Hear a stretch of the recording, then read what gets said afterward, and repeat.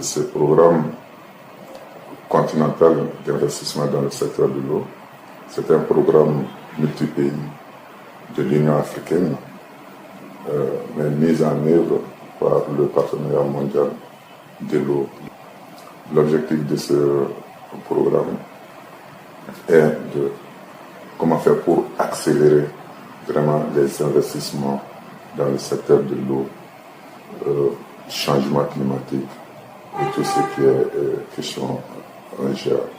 Ce programme concerne pour le moment 15 pays, dont le Mali.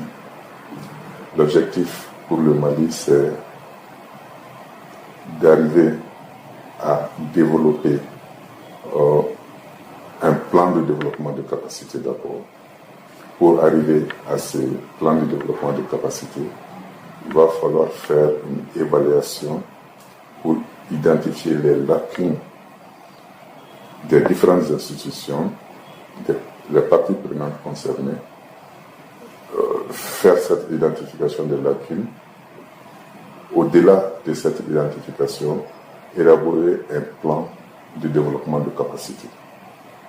Et à l'issue de ce plan de développement de capacité, des modules spécifiques seront choisis pour renforcer les capacités des uns et des autres dans l'élaboration des notes conceptuelles de projet, dans l'élaboration des projets proprement dits, dans le renforcement de capacités, dans les procédures d'accès au fonds vert climat.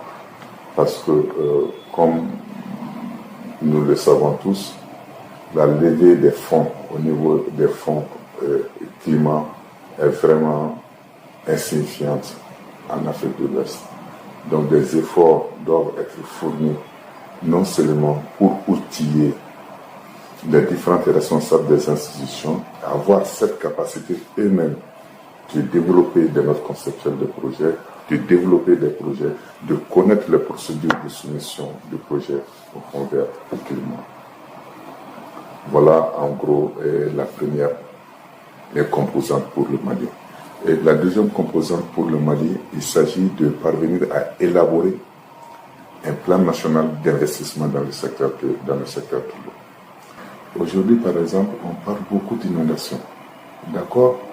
Il y a beaucoup de documents relatifs à la gestion des inondations. Mais en réalité, ces documents politiques et autres ne sont pas suffisants. Il faut aller vers des infrastructures hydrauliques. Il faut aller vers des bassins de rétention. Il faut aller vers la canalisation des eaux de pluie. C'est en cela seulement qu'on peut réduire, par exemple, les impacts des inondations. Et cette rétention de l'eau aussi, au niveau des infrastructures, peuvent permettre à d'autres actions bénéfiques dans l'agriculture, dans le maraîchage et dans d'autres choses.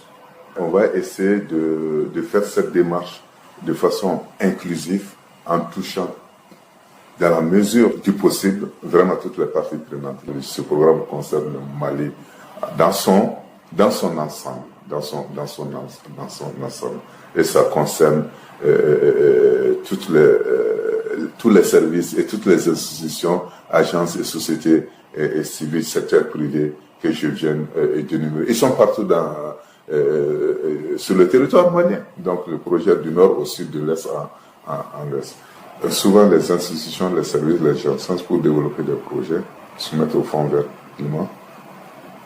Ils sont obligés d'aller chercher l'expertise extérieure pour venir au Mali et développer ces projets à leur place. Mais si nous-mêmes, en tant que cadre malien, on a cette capacité, cette formation nécessaire de développer nos propres projets, de connaître les procédures du fonds vert climat, je pense que le pays aura à gagner beaucoup dans la levée des fonds.